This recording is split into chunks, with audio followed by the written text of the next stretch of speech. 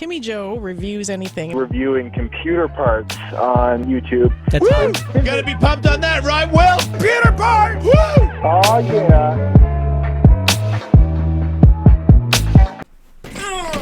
Yeah, what's up, people? My name's Timmy Joe. Making videos about the computers on the internet.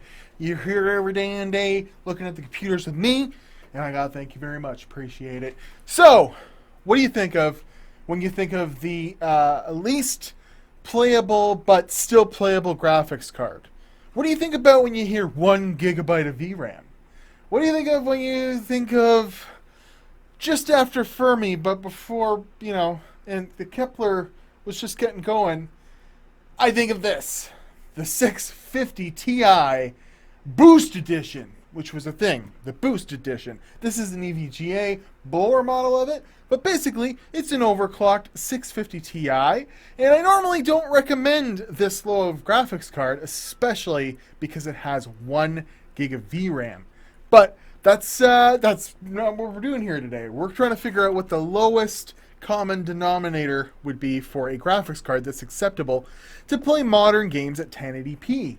Now, you'll have to forego some thoughts here, like 60 frames a second, medium or high graphics sometimes, or, you know, like, it's 1 gig of VRAM. It's going to have its limitations. But I'm actually pleasantly surprised to report that this 650 Ti is playable.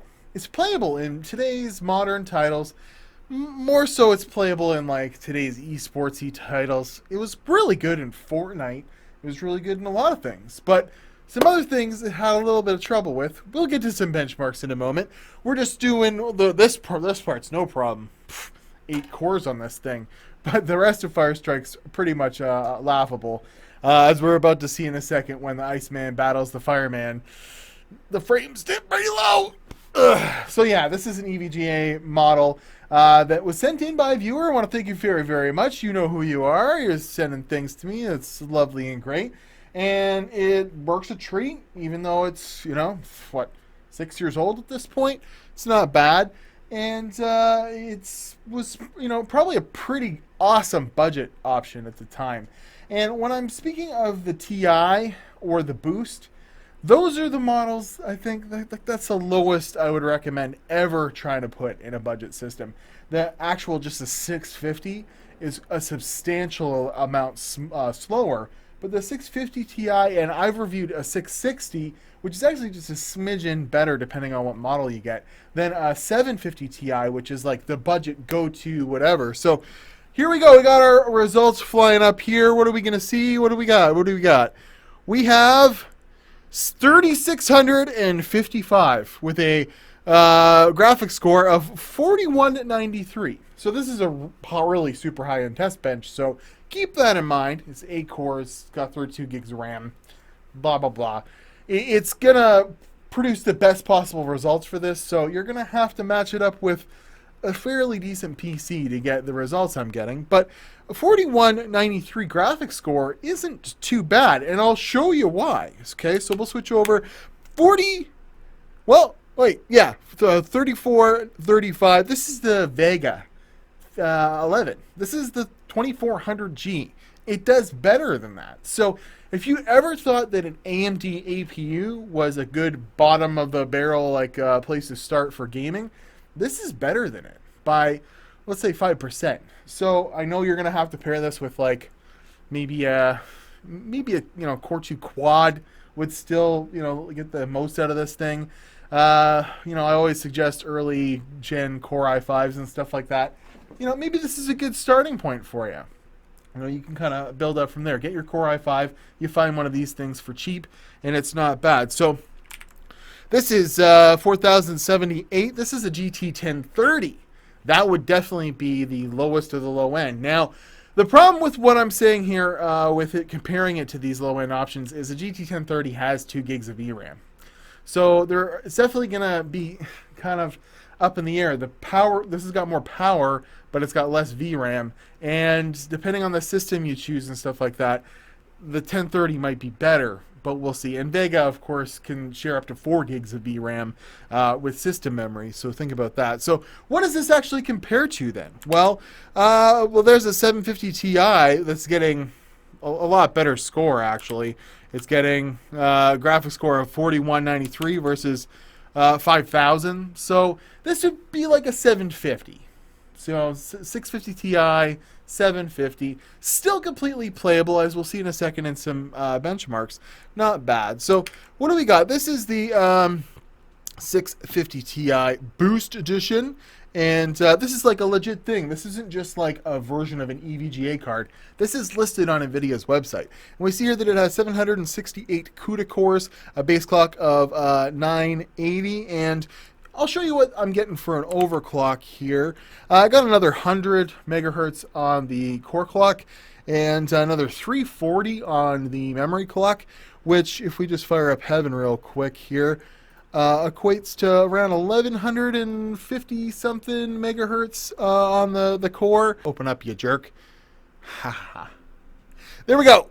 So yeah, 1175 with a effective memory of 2845. So, like, these are, you know, you get what you get. Near 1200 megahertz. It couldn't go any higher.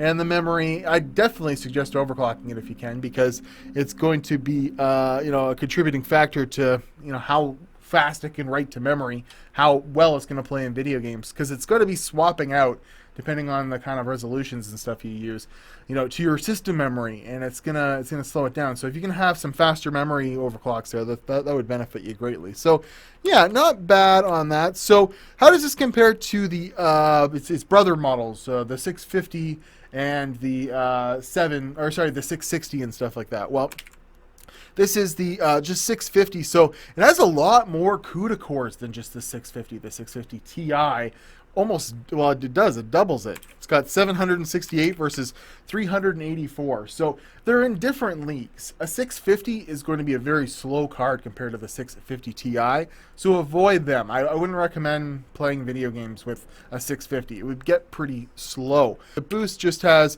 a higher boost clock of 1033 stock, where the 650 Ti doesn't even list a boost frequency. It probably is like 50 megahertz less than this. So there's no physical difference between the 650 Ti Boost and the normal 650. It's just going to be a little bit better binned one or whatever. And then 660's got a lot more CUDA cores. It's got about 200 more CUDA cores, so it's going to get a lot better results. Typically 660s come with 2 gigs of VRAM too, so think of that as well, although I do think that varies a bit. So here's the product page right from EVGA, and nice little card there. Isn't that beautiful? Just thought I'd show you that. And yeah, let's look at some benchmarks now, because we want to see what kind of game benchmarks we can nab with this sucker. So go ahead and pop up the benchmarks, Timmy Joe. We'll look at 7 or 8 games or something like that I went through, and found out that this is actually pretty playable. And then when we come back, I will sum things up.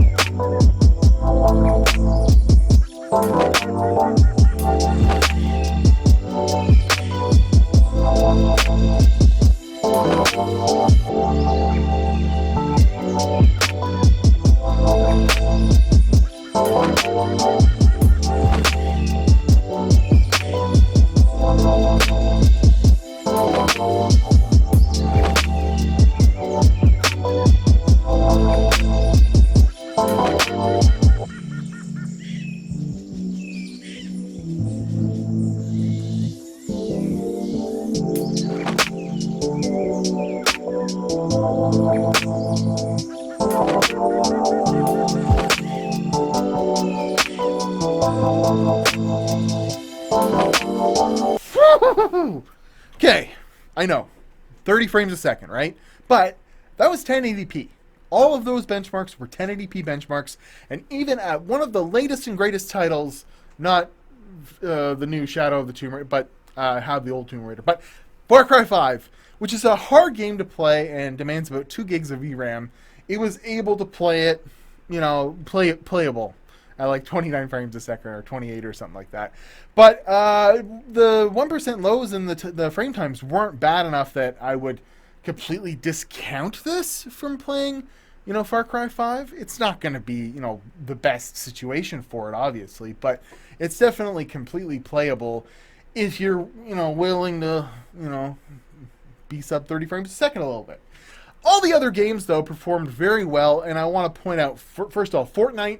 You can play Fortnite on this, let's say paired with a Core i3 or a Core i5, first gen, second gen, whatever, and I think you get away with it. I mean, you're going to need 8 gigs of RAM probably, like at least, but stuff this in a fairly, you know, budgetary system, and it'll play Fortnite. It'll play Fortnite, you little Fortnite figures.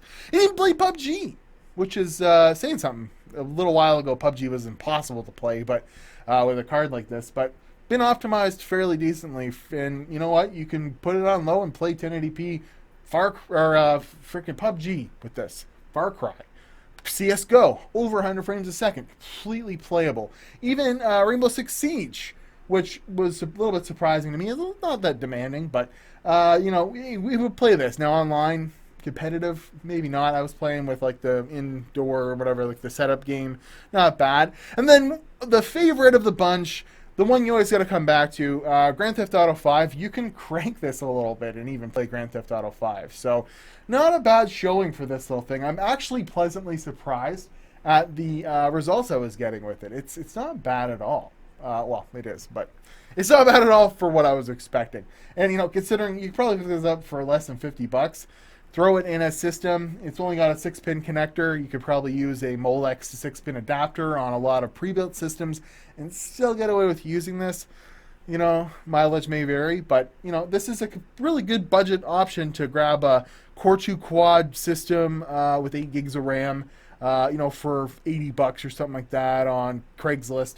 Find one of these for $40, put it in there for, you know, not so bad for, you know, $150 or less. You could play modern titles at 1080p, and you wouldn't be too bad for doing it. So I'm at Watch Timmy Joe Instagram and Twitter, and I want to say I got shirts. Okay, there are Timmy Joe shirts. There's one. It's really funny. It's check out my dual GPUs. So links in the description for shirts. You can always go to my website timmyjoe.com for that as well. As well as I have a Patreon.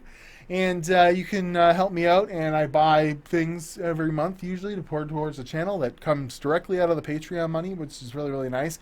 And I'm working on some stuff for some Commodore stuff, actually, which is pretty neat with that money this month, so that's pretty cool. As well as if you would like to donate hardware to the channel, if there is a video card I haven't reviewed yet, or a particular motherboard or something like that, or a particular processor that I haven't looked at, and you got it kicking around, or maybe it's just like old. I'm even really looking for like 386, 486, stuff like that. You know, if you've got that stuff kicking around, you wouldn't mind donating to the channel. Hell, I'll be greedy about it, and I will take it and put it in video format for you. So, at Watch Timmy Joe Instagram and Twitter.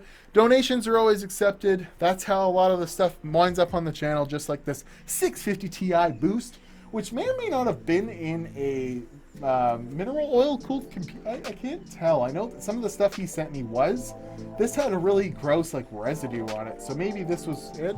I'm not so sure, but could have been in a mineral cooled computer at one point. Or no, maybe that was the other graphics card he sent me. Something like a 260, a GTX 260 or something like that. It was all gooey. Everything was kind of gooey in the box. Thanks very much, dude, for sending me the card. I will, you know, have to deal with some stuff, but I'll see you guys in another video. 650 Ti boost. Sort of playable. Pretty surprising. Probably the lowest grade graphics card, and I don't usually recommend 1 gig of VRAM, but if you get this on the super cheap, hell, you could be playing Fortnite tonight, Johnny. I'll see you guys later. Woo!